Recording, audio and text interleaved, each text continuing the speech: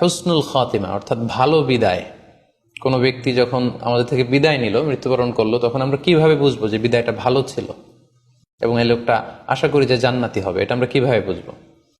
প্রথমত বোঝার মাধ্যম হচ্ছে আন-নুতকু বিশ-শাহাদাতি ইনদাল মাউত। মৃত্যুর সময় যদি কেউ আল্লাহর জিকির করা অবস্থায়, আল্লাহকে স্মরণ করা অবস্থায় কিংবা শাহাদাত বাণী পাঠ করে যদি মৃত্যুবরণ করতে পারে, তাহলে আশা করা যায় যে এই মৃত্যুটা খুব ভালো মৃত্যু হয়েছে।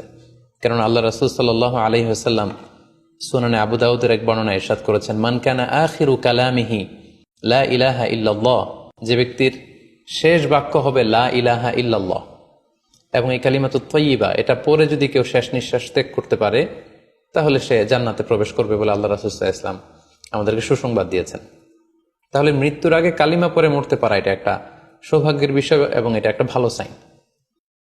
পাশাপাশি বিশ্বাসী ব্যক্তিরা, ইমানদাররা যখন মৃত্যুবরণ করে তখন তাদের কপাল ঘেমে যায়। অর্থাৎ মৃত্যুর পরে মৃত ব্যক্তির কপালে হাত দিয়ে যদি আমরা দেখতে পাই যে কপাল ঘেমে আছে, সোয়েটিং, প্রচন্ড ঘামছে, এটা দেখেও আন্দাজ করা যেতে পারে বা ধারণা করা যেতে পারে যে মৃত্যুটা ভালো হয়েছে।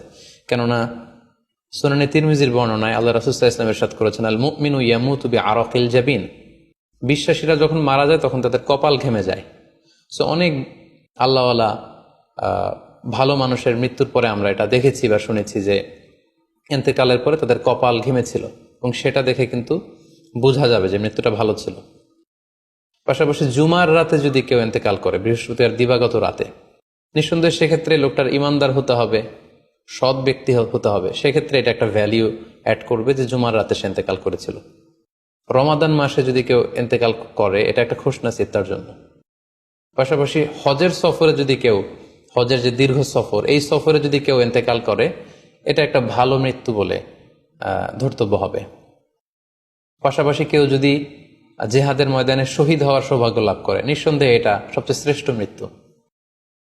আল্লাহ তাআলার কাছে সবচাইতে শ্রেষ্ঠ মৃত্যু হচ্ছে শাহাদাতের মৃত্যু, এবং শহীদের দেহ থেকে গড়ে গড়ে পড়া, মাটিতে পড়া যে রক্তের ফোঁটা, এই ফোঁটাটা আল্লাহ তাআলার কাছে খুব প্রিয়।